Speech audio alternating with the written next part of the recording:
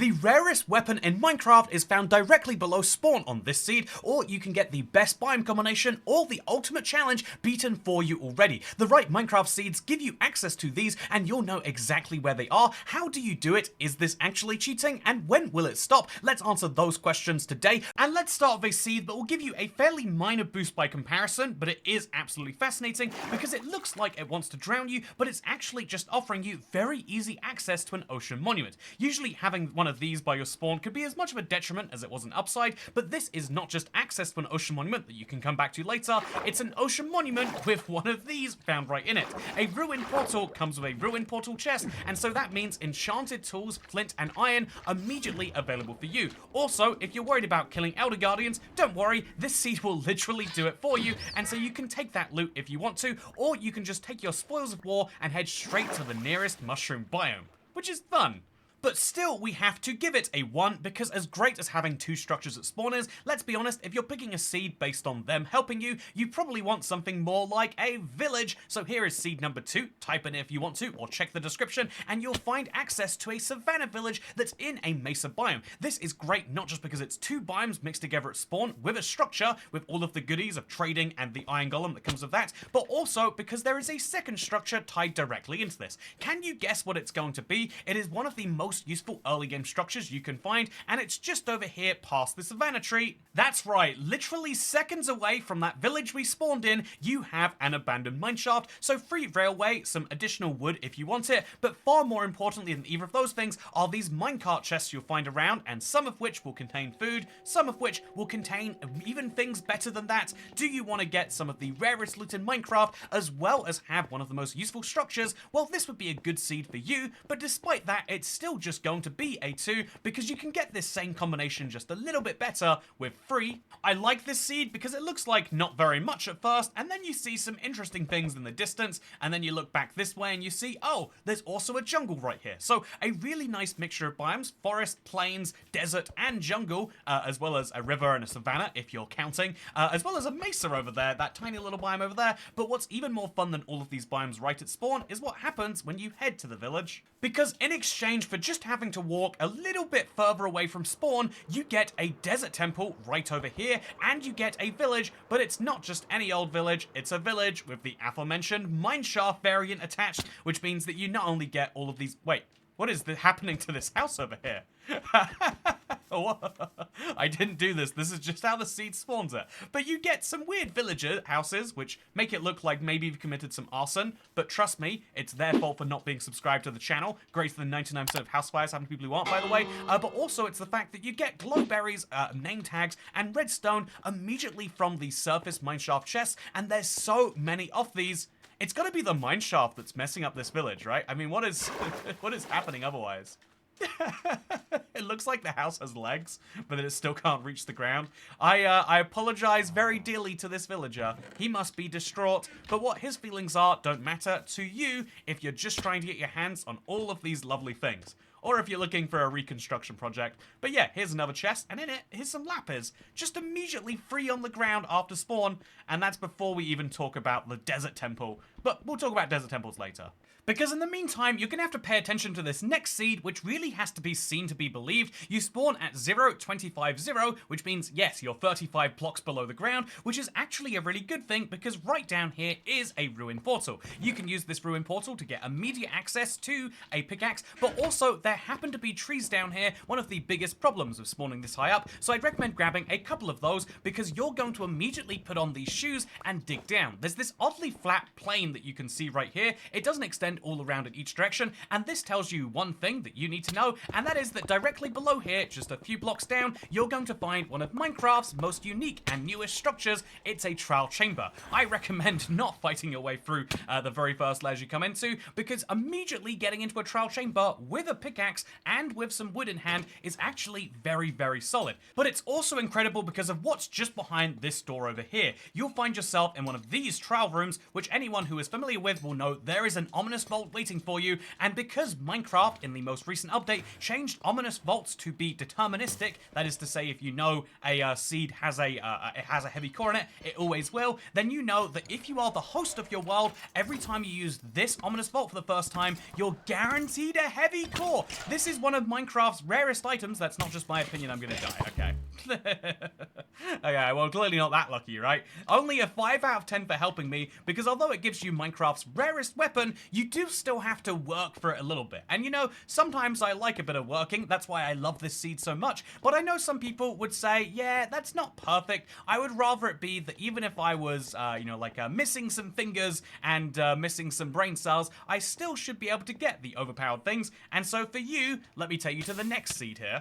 This next seed gives you something insane right at your spawn. It's a desert temple. I have spawned directly on top of it. This is one of the most valuable sources of loot. I would honestly say for early game players, the most valuable source of loot. And even though you spawn in a desert, all you've got to do is break a single block of sandstone, or orange terracotta if you're feeling exotic, and you can have access to all of these chests. What's inside these chests? Well, iron for one, and a saddle to get yourself a horse. That's real nice, but also you can have some gold and some sand, and in case you think that's pretty nice, and even more bones by the way, in case you think that's nice enough, 2 diamonds are also on the table with even more iron and even an emerald. This is absolutely nuts to have armor trims and iron and diamonds immediately after spawning, but it gets better because all you have to, you know, you might be thinking like, well, what can you really do with this because there's no tools to even craft with. Break literally 2 more pieces of sandstone and you'll see something wild. Look at this. Oh no! Okay, look at this. This is the most ridiculous thing to spawn directly below a desert temple, and I feel like it's the perfect trap to set for your friends, but that's not the thing that makes this seed easy. It's the fact that you can go straight down to the lair where diamonds are, by the way, with 3 blocks mined, which means you can skip a lot of the diamond mining grind, but in case you think, but what can I do with diamonds? I don't even have a pickaxe. Good news, the desert temple has that covered too, because all you've got to do is swim up this vein of water. You might even spot some diamonds on the way up, but where you'll end up is right over here, where if you want to, you can leave to the outside world, but what I recommend doing is taking advantage of the lemons that Minecraft has given you and going to this little lush cave, because that's right, you can have full access to the wood, should you want it, via these azalea trees that grow right here. You happen to pick up a bunch of bone meal if you take everything from a chest, and that means that all you've got to do is use it on some azalea, hopefully one that actually can grow. How about this one right here? Okay, not that one right here. How about this one right here? Let's break everything on the side of it. There we go. That's an azalea tree, and that's some free wood for me, and an immediate cave if you want to fight it. I think this is a little bit of a challenge seed mixed in with your fun, which is why it can only be a 6 out of 10 one, but believe me, it gets better than this. But before I can show you the ones that really start to break Minecraft, the points where you really start to skip major aspects of the game, we should ask ourselves, is this actually okay? Is this cheating to use a seed that is this incredibly powerful? Is it cheating to have a seed that just says, yeah, here are the diamond locations if you want to find them? The answer seems like it should be yes, but on the surface, it's actually no. In the Minecraft sense of cheating, it is not doing that to use a seed because they are a valid way to load up a world, but when the game was first created, it was probably more expected that you'd use it to share a cool piece of world generation with a friend, rather than the current things that we see, but the success of Minecraft has led to websites like Chunkbase that allow you to view every single detail of a seed, and the algorithms that generate random structures have long since been cracked, meaning there is no randomness if you don't want it in Minecraft anymore, which is awesome, honestly. I love the seed finding community that exists both here on this channel, but also on the Minecraft Seed subreddit. I always try to credit the people who find these incredible things because I find it to be absolutely nutty what Cracked Magnet and Fragrant Result do. However, at some point you do have to draw a line on when using a seed is cheating, in the same way that you have to say whether using Chunkbase to skip the creation of trial chambers or Woodland Mansion maps is maybe not ethical. I think the same has to be decided on when you're using Minecraft seeds. It's one of the hardest things to discuss here because I share seeds on this YouTube channel, and so I'm kind of personally attacking the very videos I make here, but I think you do have to be honest with yourself about when it is a good idea to use a seed. Sure, you could use a seed that you know everything about ahead of time, and it can be a fun challenge in its own way, but just know that every single time you are using a seed, you're stripping out some of the discovery aspect of Minecraft. You know, you're technically, all you need to find diamonds, technically speaking, is an iron pickaxe, and then to physically mine them, but everyone knows part of the fun of finding diamonds is the mining method. I think only if that isn't part of the fun for you, or even going further, it's something you actively hate, then it's something that you should do. If you're trying to specifically play Minecraft in a different way, it can be really fun, but it's my personal view that you should use these features somewhat conservatively, because otherwise you'll rob yourself of the joy of playing Minecraft, the video game, which is so great with or without seeds, without even realizing otherwise. And that is my bit about whether Minecraft seeds are cheating. Officially, no, but you have to set the own lines yourself. In the same way you have to decide whether or not you're going to switch to creative, it's a better decision not to, but you're free to do whatever you like, including loading up this 12i seed. This is a crazy example of a seed too, because if you were to get this randomly, which by the way, it's a 1 in a trillion chance of that actually happening, if you were to load up this seed randomly, like I'll do right now, then you would have no idea there's anything special about the seed at all, because when you load into the world, it looks like any other Minecraft world, maybe even worse than normal. It looks like it's the worst seed I've shown in this video by a long shot, because what does it have going on for you? Like a ruined portal in the distance, a nice hill here. The best thing you can say about this seed is it's got a plains biome next to spawn, but it's not even a very flat plains biome. So like, yeah, actually, no, over there, that's real flat. Oh yeah, this is a 3 out of 10 just for how flat this world is. You don't need to flatten a place to make your builds. Just make a nice seaside town here, or you'd probably be much happier coming to this village though, because this is where the magic happens. As you can see, if we go down below ground, rather than breaking it, I've pre-dug the hole, you'll see something absolutely fascinating down there. It's an end portal that is pre-lit. You can load into a Minecraft world and immediately find yourself in the end dimension, something which is staggering if you ask me. There is no need to go and defeat some endermen. There's no need to pick up ender pearls in any way, because you can just hop right into this place. And you know what's crazy about this? Check the coordinates for this stronghold. Well, I mean, you can't anymore, but check them out. Go back and I'll show you them on the screen. And now let me show you something entirely different. So you can see the seed number for this world, right? Let's then compare that to an entirely different seed, which was also found to have a 12 Eye of Ender thing. Bear in mind, it's different. It starts with a 7, but unlike this one, which is 730, this next seed I'm about to show you starts with 7, 4, 5, and then, oh, it's a different seed is what I'm trying to say here. And then we're going to type this into our world seed, and then we're going to load up, and I'm going to show you something interesting. This is a second world seed, which happens to be lucky enough and happens to give you a 12-eye portal. But if we paste that in and then press enter, then we go to the exact same coordinates as before, then we find the exact same portal as before. You can even go more precise and say it's the exact same stronghold, down to the fact that there's an altar chest over here. Something you'll notice if, you know, it's a weird coincidence, but if we load up a third 12 Eye of Ender seed, this time it's got a minus in there, so you know it's going to be vastly different. And yet, somehow, despite that, let's type in these same coordinates, and where do we end up? The exact same end portal in the exact same stronghold, down to, like I mentioned, this chest with the iron chest plate and the bread.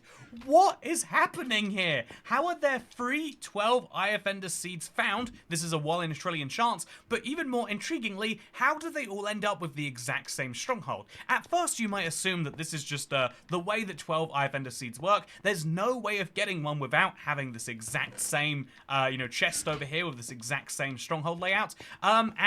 This is something that seems like it might be true, but consider that the rest, and consider the rest of the seed is different. If we go up this time, the caves are in a different location, and the village will also be entirely different. Actually, we'd probably be better off just literally typing in coordinates. Here is the exact same above ground village. It looks quite different, does it not? So what's the deal with 3 separate seeds with 3 very different worlds having the same stronghold? And the answer is, intriguingly enough, something called sister seeds. If you're not familiar with sister seeds, it's a weird quirk of the it's an artifact of the fact that Minecraft moved from having 32-bit seeds on Bedrock to 64-bit seeds to match Java. This means that instead of there being, I think 4.3 billion seeds was the max before, we now have the 2 to the power of 64. It's like 18 quintillion seeds, and that means that every one of these seeds is unique. That is true. However, some parts of the world generation, especially old legacy parts that don't match Java, are actually based on just that old 32-bit seed. Which means, because actually the way Minecraft looks at a seed, it's not a big set of numbers like you'll see right here.